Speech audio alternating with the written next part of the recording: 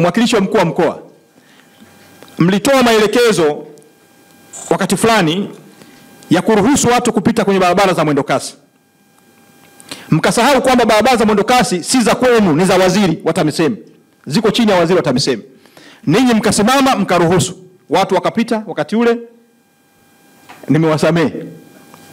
Lakini maelekezo yangu, barabara ya Mbagara yanapita maroli ya tani 30 mpaka tani 40 yanakatiza pale katikati. Barabara imeanza kuharibika. Madhara yake kwenye miradi hii, miradi itakwenda kusimama yote ya World Bank. Wenzetu wa World Bank walipotupatia fedha hizi, walitupa masharti. Barabara hizi ni kwa ajili ya mwendo kasi, si kupitisha malori. Barabara hizi ni za mwendo kasi. Kwa utaratibu huu mlioanzisha, miradi hii itakuja kukosa pesa, na ninyi watu wa Dar es Salaam mtakuja kulalamika. Sisi mnaelewa vizuri. Barabara ya Mbagara imekwisha anza kuharibika, hata mwendo kasi haujaanza. Ni kwa sababu mnapitisha malori katikati na mmetoa kibali. Sijui nani aliyopa mamlaka kutoa kibali hicho. Kwa sababu mamlaka hayo ni ya kwangu.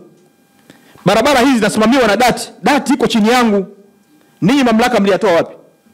Mkaruhusu watu kupita kwenye barabara za mwendo kasi. Barabara sasa zimeharibika. Kuharibika kwa barabara hizi maana yake mnaleta hofu ya Benki ya Dunia kuzuia fedha hizi. Sijui naeleweka vizuri hapa. Mtasababisha Dar es Salaam wakose barabara. Dar es Salaam watakosa barabara. Hii mipango ambayo tunaifanya leo, maana yake wenzetu watakwenda kuzuia. Nilipokuwa utalii, Wizara ya Utalii, tulikuwa na miradi kama hii ya Benki ya Dunia, ya ujenzi wa viwanja na mambo mengine. Likatokea changamoto ndogo sana. Benki ya Dunia wakafuta fedha zote na wakakataa kuendeleza miradi ambayo ilikuwa inatekelezwa na wao wenyewe Benki ya Dunia. Hasa changamoto hiyo si ikatokea Dar es Salaam. Ninawasihi sana, tunataka tuwai majumbani, tutenge muda mzuri wa kutoka ofisini kwenda kurudi wapi? Majumbani.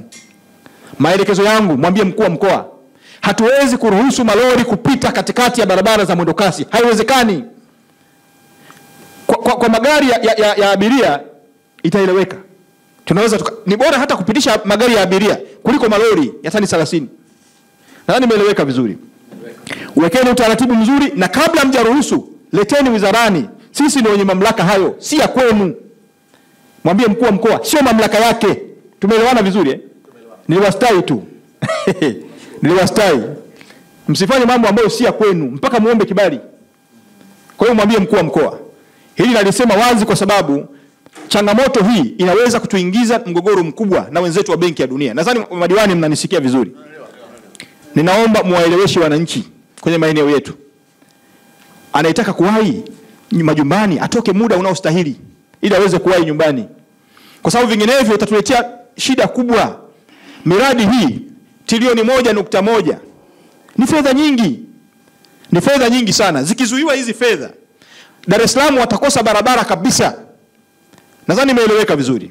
Kwa hiyo nikuelekeze, mwambie mkuu wa mkoa, wekeni utaratibu mzuri wa kuruhusu gari za kawaida. Hatuna shida, lakini lazima kibali muombe wizarani.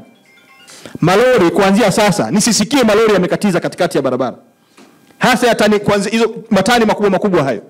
Kwa sababu tatizo lake litakuwa ni kubwa, na changamoto hii itatuletea shida kubwa, mgogoro baina yetu na wenzetu wa Benki ya Dunia. Leo ni awamu nyingine tunashuhudia utiaji saini wa mikataba hii muhimu ambayo Rais wetu Dr. Samia amedhamiria kwenda kubadilisha kabisa mazingira ya jiji letu la Dar es Salaam. Katika mkataba huu ambao kila mmoja ni shahidi hapa leo, ni mtiririko wa mawazo yake yeye mwenyewe ya kuona ni namna gani anakwenda kulifanya jiji la Dar es Salaam kuwa ni jiji hasa. Tumeshuhudia leo kilomita ngapi? 86. Huu ni mtiririko wa kilomita 250 ambazo tutakwenda kusaini unapokamilika mradi huu. Na matarajio ya rais wetu ni kwenda kupunguza changamoto za foleni. Matarajio ya rais wetu ni kulifanya jiji la Dar es Salaam kuwa ni miongoni mwa majiji ya kisasa kabisa. Na ndio sababu yeye mwenyewe alituelekeza ofisi ya Rais TAMISEMI kwamba mchakato wa kulitengeneza jiji la Dar es Salaam, mchakato wa kulitangaza jiji la Dar es Salaam kuwa Dar es Salaam Metropolitan City kwa Kiswahili kifasaha tunahitaji jiji shindani, sio? Jiji shindani na Dar es Salaam, na linapokuwa metropolitan city maana yake ni jiji ambalo Dar es Salaam miaka mingi ijayo ya mbele au pengine ya hivi karibuni inapaswa kuwa na vigezo vile vile ambavyo majiji kama ya Hong Kong na majiji mengine inayo. Sasa kufikia huko ni lazima miundombinu mbalimbali iweze kuboreshwa na kutengenezwa. Na hapa ndio sababu tunampongeza. Michakato hii ya miradi ya Benki ya Dunia ni michakato mirefu sana. Na hata mikataba inapokamilika ina taratibu zake. Wakandarasi ambao wanakabidhiwa miradi hii waende wakaitendee haki. Tunaposaini tunafanya sherehe nyingi sana, vigelegele tunapiga. Lakini baada ya kusaini miongoni mwetu tumekuwa si waaminifu, si waadilifu. Wakisha saini mikataba na wengine wanadiriki kuchukua pesa, wakishalipo ile installment ya kwanza wanaitumia lakini kazi haifanyiki. Tumeyashuhudia hayo Kahama, mkandarasi amechukua fedha akapotea. Anakuja kuhangaika, fedha ameshaitumia. Mikataba ambayo ilikuwa inamalizika mwezi wa pili mpaka tunapozungumza sasa hivi yuko 34%. Mwingine yuko 48%. Mwingine yuko 40%. Mikataba ambayo ilipaswa kumalizika mwezi wa pili. Maelekezo yangu Katibu Mkuu, taratibu za kuvunja mikataba hii mzianze mara moja. Taratibu za kuvunja mikataba hii nikiwa ni pamoja na kampuni hizi kurejesha fedha zote ambazo wamechukua kwa serikali. Ili tutafute kampuni nyingine itakayokwenda kukamilisha, kwa sababu ninavyofahamu mimi mwezi wa 5 hawawezi kuwa wamemaliza hizi kazi. Si kweli. Kama walishindwa miezi 15 wataweza miezi 2. Katika nyakati hizi rais wetu anasema twende tukaboreshe majiji.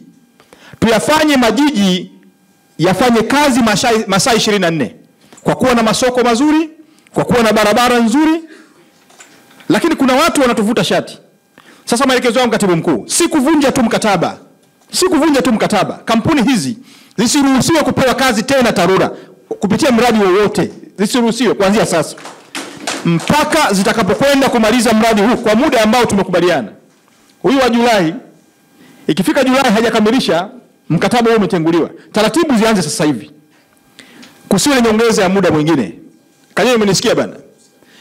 Hawa walioko Dodoma, ikifika tarehe 19 Mei mkataba huu utenguliwe. Taratibu zote zifuatwe bila kuingiza serikali hasara.